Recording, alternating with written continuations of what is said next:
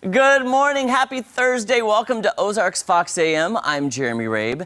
And please, would you please welcome my very special, dear friend, co-host the day, who I just love, Kenya Wilhite. Good to see you. Thank you. It's good to be here. Well, first of all, thanks for getting up early and driving from Branson. Oh, I'm an early riser anyway, so I'm good. Okay, so on a normal day, let's say not this morning. Okay. What time do you get up? About 6:30. Oh, you're a former entertainer. Yeah, I've always been a weirdo like that, though. So would you even do that? entertaining, maybe around 7:30. Okay, if you're doing a night show. Performing, yeah. What time would you go to bed and what time would you get up? I'd go to bed around midnight, get up about 7:30. Wow. I know. You're a trooper. But I'm a country girl, so we get up early. We get up with the chickens. And that's what I respect about you. Thank you. You're keeping it real to your roots. Yeah. You don't change for no one. That's how I roll. Now, if you don't know Kenya, she has been a Branson entertainer for years and years. I mean, we're not going to date you. We're just going to say for a while.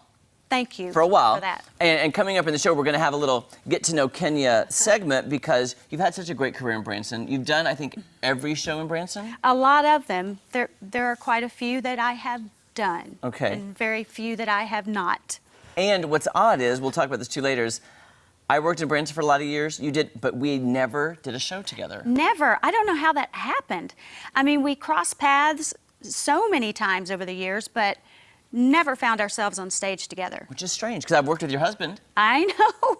Right? Never worked with Kenya until today. Yeah. It's our first. It's our first show. First show together. Oh, by the way, what was your first show in Branson that you ever did? Oh, I moved here for the Barosini and Van Birch show. It had just come from Las Vegas. Do you remember the orangutans in the Every Which Way But Loose movie? Yes, with Clint Eastwood. Yeah. So it was those orangutans and their handler.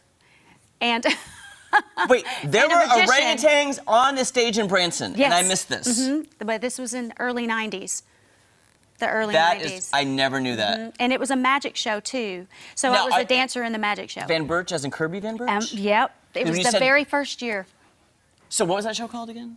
The Barosini and Van Birch show. And it was in a theater called the Five Star Theater, which then turned into the Remington Theater. Yes. That is it. Well, it's now a church, I think. It's a church now. It's a church. But I went to see a show at the Remington when I moved to town, and I thought, this is the most beautiful theater. It's gorgeous. It was a great theater, but there were bats in that theater that would swoop down and get into our wigs when the lights were on during the show. Wait, I'm just visualizing. True. Bats in your wigs. Yes, it was scary. I don't like bats, Jeremy. I don't like them. I'm with you. And if I'm performing, you know, Right. and we all had these back then, especially in Vegas, you're wearing these little blonde bobs or Right. purple bobs, or everybody's in a bob. Wow. And the bats really liked those. See, wigs. that's why you need to go to Branson's shows, because you never know what's going to happen. You don't know. There could be bats in your wig. Yeah. Jesse Inman, is that a bat in your head? What's happening? Is that is that a wig? I mean, occasionally I'll hang upside down to sleep, but like that's about the closest I'm getting to anything bat related. Baseball I like. Yeah. That sounds terrifying. It was. Yeah. If we could just find footage of that, I would be so happy. If anybody has footage from the 90s and that orangutan show and bats in Kenya's wig, I want to see it. I don't know how you'd sing, dance, and all the music stuff. I don't know how you would do that with a bat in the vicinity at all. But Yeah, it's crazy. hey, speaking of music, a number of historic musical instruments and items belonging to dozens of iconic artists that I know you've all heard of before are going to go up for auction later this month. Some interesting things here.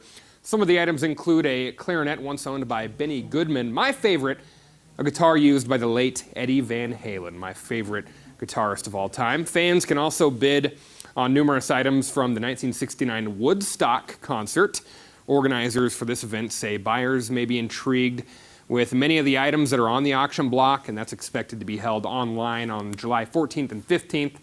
All participants welcome. You can make bids via email or by phone. Anything out there you guys think of off the top of your head? Favorite musician? Anything? That's what I was going to ask. Is there a favorite musician you would actually buy something of theirs? Well, I mean, maybe the Eddie Van Halen thing would be pretty cool. I mean, he was a pretty. What is that? What's What? that? This is the Frankenstrat tie design here. I'm a big Wow. Van Halen mark. Okay, So, you can have that then. Yeah, well, if we could pool I'll our let money you- together, we can we can share it, borrow it, whatever we need to do. See, the only thing I can think I'd buy is maybe something owned by Celine Dion. Oh, yeah, yeah. Now I'd do that. Well, yeah. If that was something on the auction from her, I'd. Like a sequin, I don't know. I don't even know what she would sell. I don't know either. Like a sequin microphone. Does she have anything like that? I don't know. Well, I don't know. And if she had any kind of like heart, the necklace from Titanic, because she sang the song, maybe. Oh yeah, she's got to have Something. some Titanic merch. Or sunglasses. Stevie Wonder's sunglasses. Oh, Wow. that'd be awesome. That's a classic one. That's a classic one. You know what?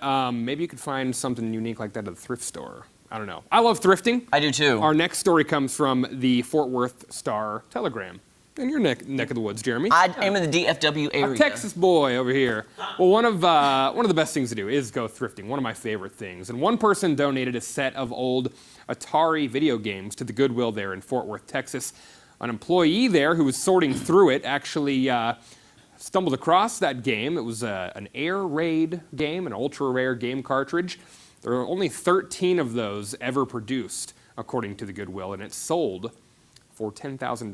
What? Yeah. Wow. Sold that game for $10,000 at an auction and goes straight to the Goodwill there, which is cool. Wait, why were there only 13 produced? I don't That know, makes no sense. I don't know what they were doing back in 1982. That's what they were. That's when that was produced. I don't know. They're like, we don't have time. Just make 13. Get out. Just It's almost like it was a trial, and they were like, let's see how, and then Right. they stopped it. Right, exactly. Must have worked. I didn't even have an Atari. I had the generic, the Intellivision. I don't know if anyone some Pong? remembers. There's some Pong or some. There was that something Atari? like Pong. We couldn't afford it either. I had to go to my uncle's house. To get Go Atari. outside. Yeah. That's what, I don't know. You know who I know loves Atari and played every single game is meteorologist TJ Springer. Oh yeah. You are addicted to Atari. I know that, TJ. You know, we did not have a lot of, speaking of people that, didn't have video games and systems, we didn't have a lot of those. Some of my neighbors did, and I think our first system was a Nintendo GameCube, and that was well past, Super Nintendo 64, all those, past Atari. So we didn't have a lot of those things. They're expensive nowadays. Yeah, they are. They're really expensive now. And I have to tell you, guys, I had a bat in our community theater.